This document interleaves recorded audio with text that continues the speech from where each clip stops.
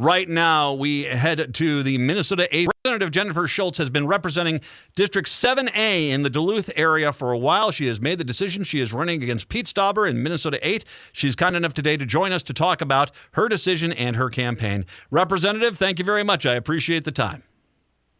Thank you for inviting me. I appreciate it. My absolute pleasure. We've had you on before as Democrat of the Day a few years back. And did we talk about genuine progress indicator? I don't remember. We talked about something. Yeah, we talked. Well, we definitely I remember you were on, and I remember I was like, wow. Yeah, you are definitely. When I talked to a lot of Democrats here, DFLers. I talked a lot, and it's like, I'll give you a great example. Steve Simon. Steve Simon was my House rep. And I turned to my wife when he came by one day and I said, that guy is going to be better than a House rep. He's going to do something. And of course, he's been the Secretary of State now for a while. I remember when I chatted with you and I'm like, there's a higher office calling you. And I'm just truly excited to see that you're going to run for the Minnesota 8. There is a lot of excitement. You know, when I decided not to run again and I announced a couple weeks ago, I did not have this on my bucket list. This was not what I was going to do. But people were so sad. I didn't tell anyone I was going to not run again because I knew they would try to convince me out of it. But I thought it was time for other people to come in and represent my district, 7A, East Duluth. Mm-hmm. And then I got calls, lots of calls, and people put a resolution together, got signatures for me to run.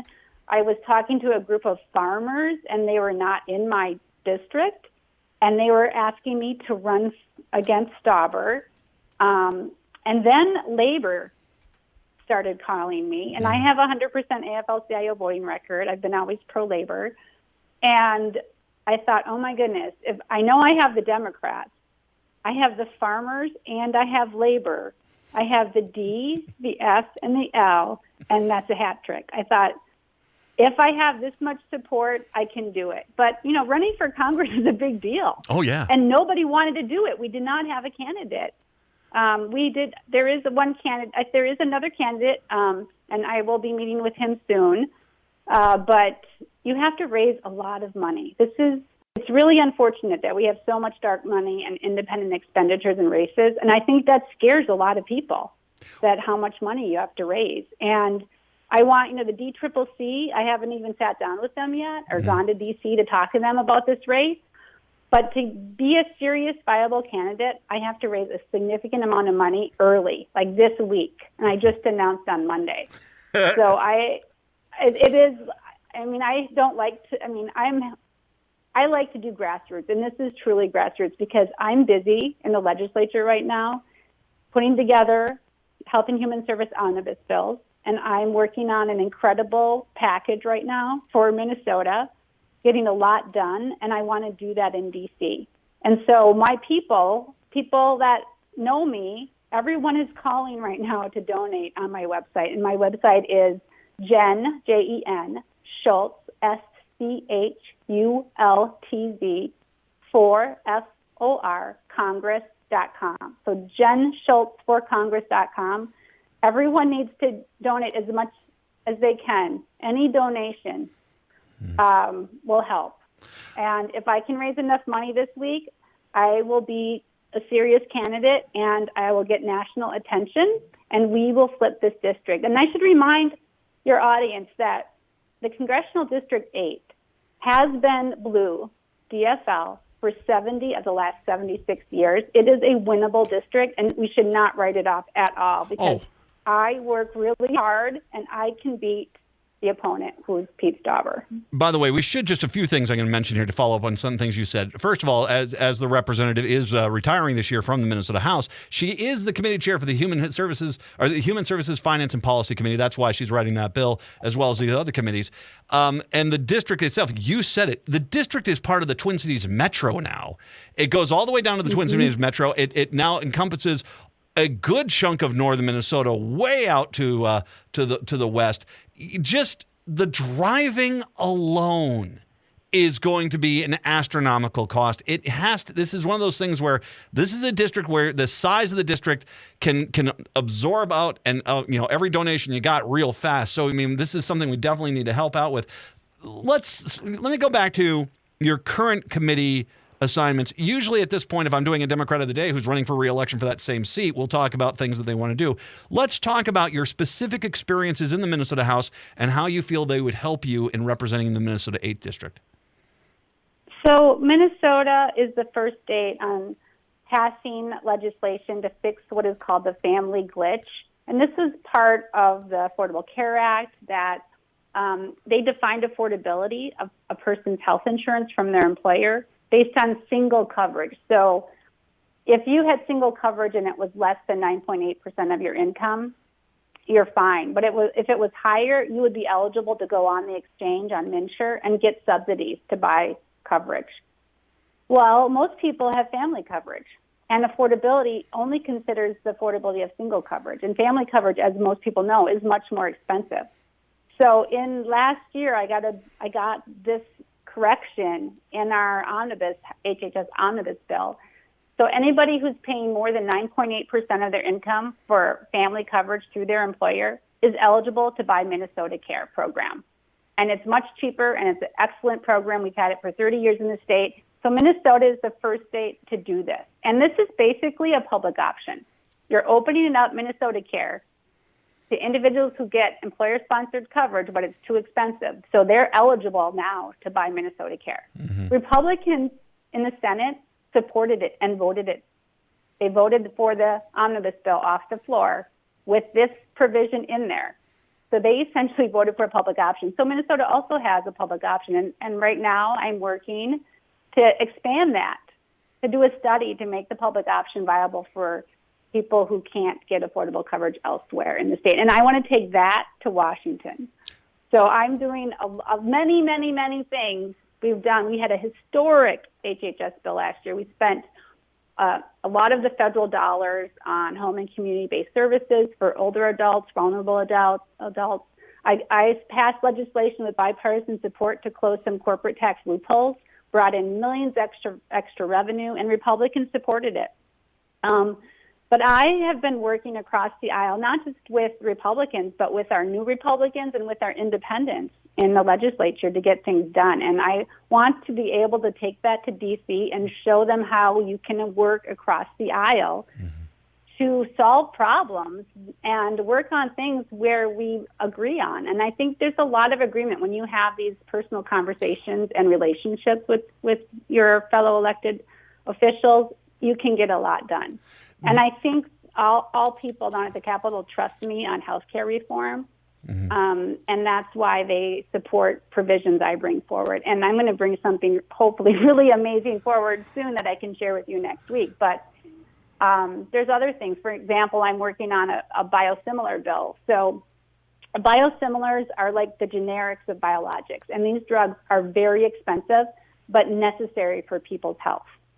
And there's a lot of barriers to introducing these biosimilars or generics into the market. There's a lot of barriers, and so we still see high prices. Well, I introduced legislation because I had a constituent who told me about this problem, and I worked with my constituent and a person from the Mayo Clinic, and we're going to be the first state potentially to pass this bill, which removes the barriers and increases competition essentially across biosimilars and biologics. So that's also encouraging and also has bipartisan support. But I could go on and on, Matt. So there's a lot that I could do in D.C. And you know what? It would benefit the whole state. Even though I would represent Congressional District 8, it would really benefit the entire state and all over the country if I could get to Congress. Well, and I think one of the things we should mention is we just got out of a pandemic. We have people in the state now that are now saddled with an insane amount of medical debt. And, we clearly see the problem with the system. We have to fix that. The reality is if you're on one side, you've got a group of people that basically are not willing to do so. And here you want to go fix this. I mean, if you've got medical debt right now, wouldn't you like to have had that option? Well, Jennifer Schultz is trying to deliver that for you there. My family's from Virginia, up on the range. My family was up there starting in the 1910s. And so I've got a long history with the range here. Let's talk about some of the issues. Obviously, you want to, if you get to Washington, D.C., you're going to be presenting stuff for the country as a whole. But what are some other things, besides the healthcare, that you want to champion for that Minnesota 8th District? Oh, for the 8th District, we really need to invest in jobs and diversify the types of jobs that are available in the 8th District. But, it's the same things that people want across the state and the country. We're really experiencing the issue with affordable childcare. Oh, yeah. Where I think labor, they really want workers' rights protections, fair wages, good benefits, lower health insurance expenses, lower prescription drug prices. And Stauber has voted no on all of those things. He has voted no on everything. In fact, the infrastructure bill that Biden put forward, he voted no on it. That would have brought money for our port, which is a big deal in terms of economic development for the whole state, roads, which are in desperate need of repair, bridges, and he voted no, in a state where a bridge collapsed. You just don't do that. He voted no to replace lead service lines, which would put a lot of people back to work and protect the health of kids and adults. So he's voted no a lot, and he's done nothing for mining or miners. Nothing at all. No. Absolutely nothing. I actually have some ideas. This is what I'm campaigning not just to win and go to Congress. I'm campaigning and meeting people to help bridge this huge divide that's been created in the state and across the country. Part of that divide is pitted mining against the environment, and I'm going to be working with NRRI and bringing money to the science. Because here's the problem, right? We have mining, and we have non-ferrous mining, and people worry about the sulfates. And then we have the environmentalists that are trying to protect the environment. And I was a Great Lakes commissioner. I still am. And so I know a lot about protecting the Great Lakes watershed and working with all of the other Great Lakes commissioners across the states and the Canadian provinces that are on that commission. But what we need to do, what I would do, is go to Congress and bring money and fund the science so we can figure out how to do this and do it well. And so everyone wins, right? Mm-hmm. Everyone wins. So it's really just funding money for science. And the other issue I really want to champion is public health. We have not invested in public health in this country. We need to reinvest in our public health system because public health is so important coming out of a pandemic. This is a priority for me. And our state, Minnesota, is the shining star in terms of research on epidemiology, public health. We have an incredible University of Minnesota School of Public Health that we need to champion and get them funding. I think they've been underfunded historically. But really, it's just the bread and butter issues. People care about education. So we got to make sure that we're funding high-quality education available for everyone. We're closing those achievement gaps, that everybody is getting high-quality wages with good benefits. We have affordable child care, and we have good access to health care. So those are just core issues. And, I have a very strong record of getting things done around the Capitol, and hopefully you're hearing that. Oh, you do. Because I'm focusing on solutions, and I'm bringing my knowledge and expertise, but also finding out who is the expert and how do we solve this and bringing people together to do that. I'm glad you're taking on Stauber. Now, if I can say, I've kind of been disappointed in the guy. He loves that far right Trump side of the Republican Party. He's not a moderate. We see the pictures of him like a lapdog when Trump came into town. He's so eager and excited to see him. That's where he is. He's representing the far right extremist. And I'm glad you brought up the infrastructure bill and these projects that are getting done in the Minnesota 8. I love how he voted against the bill, but then tried to make the argument, well, I delivered this for you. I would love for you to go out to every single one of those infrastructure projects, do a photo op and say, who did this? Democrats, Joe Biden. That's who did it, not Pete Stauber. And I think that would be wonderful to throw that back in his face. I think labor is very upset with Stauber because he's taking credit for it. And he voted against it. So, yes, I think that's a great idea, and maybe we'll do that. It would be wonderful. Right now, I'm putting it. This is a truly grassroots effort. Literally, we put together a campaign in 4 days because I wasn't really ready to make a decision until I met with more people and heard from more people.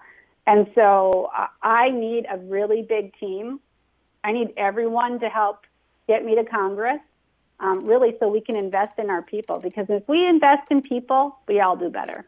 We all do better. And that is just my core philosophy, is we have to invest in our people, and that means investing in our environment, investing in jobs, bringing back manufacturing and industry to this country. I think it can be done. I'm a big fan that we can accomplish a lot across the aisle by just coming together and talking about what values do we share. And what is our goal? And so, I'm excited to do this, but I definitely need help fundraising because, unfortunately, it takes a lot of money to deal with all of that dark money that the GOP will be bringing into this race. So if you can, and this is the important part here, okay, first of all, it's twofold here. Folks, obviously donations are needed now. Jen Schultz for Congress, JenSchultz for Congress. I'll link to that a little bit later on all the social medias. Go out and make a donation. And then, my goodness, it is going to be summer before too long. If you need a weekend activity, I've got a good one, door knocking in Minnesota 8 to help out Jen Schultz. Help your local DFLer. But if you're in a relatively safe district where there's really not a question here, get out of the city, get up to the Minnesota 8. Not only can you help out Jen Schultz in the Minnesota 8 race, but I guarantee you there's a lot of senators and House reps up there that would also love for you to do some door knocking too. So you need to get up into the Minnesota 8 and knock on every door in that district. They can find out information about that as well at your website, right? They can, definitely. They can sign up to volunteer. They can sign up to donate. They can sign up. If they have a concern, even though I'm not their representative right now, they can sign up and I will call them back and I will find out how to solve their problem. I do that all the time. Love it. And the other thing about Pete Stauber, I'm a sitting rep in his district, right? Yeah. He's called me twice on the phone about issues. And his number is always blocked. I don't even have his cell phone number. And this is a constant thing I hear, that nobody can get a hold of him. Well, the Republicans... And so I have people, I commit, people will have my cell phone number. I will give it out. If they fill out my contact form, I will call them. It's often I'm in my office at the Capitol because people are back. But I often pick up my phone when I'm in my office. And people are surprised that I'm picking up my phone. They're like, "This is Representative Jen Schultz?" I'm like, "Yes, this is Representative Jen Schultz." I call them on the weekend. You just have to talk to the people, because when you do that, you find out what problem they have, and I come up and draft bills on my own and fix those problems. It's so rewarding, and I would love to do that. And have more people in my district. I'll tell you, Pete Stauber doesn't surprise me, considering Trump likes his burner phones. Apparently, Pete's learned another lesson from Trump up there. So we just learned that just the other day. Once again, Jen Schultz is the candidate for Minnesota 8. You need to make sure she goes to Washington, D.C. That is a true blue DFL district up there. It is a crime that they've had such crap leadership with Pete Stauber. We can fix that this year very easily. Jen Schultz is where you need to go. Jen Schultz for Congress. Once again, I'll link everything a little bit later on. Representative, all my best this year in the Minnesota House. And congratulations on this decision, and all my best as you run for the U.S. The House seat and the Minnesota 8 House seat up there. I really do hope all the best for you. Okay. Thank you, Matt. And my Twitter account is @RepJenSchultz. So I appreciate if people follow me on Twitter and see all the great things we're doing. Thanks, Matt. Have a great day. My pleasure. I'll make sure I link to that as well. We'll take a break, wrap up this hour. When we do return, it's the Matt McNeil Show right here on AM 950.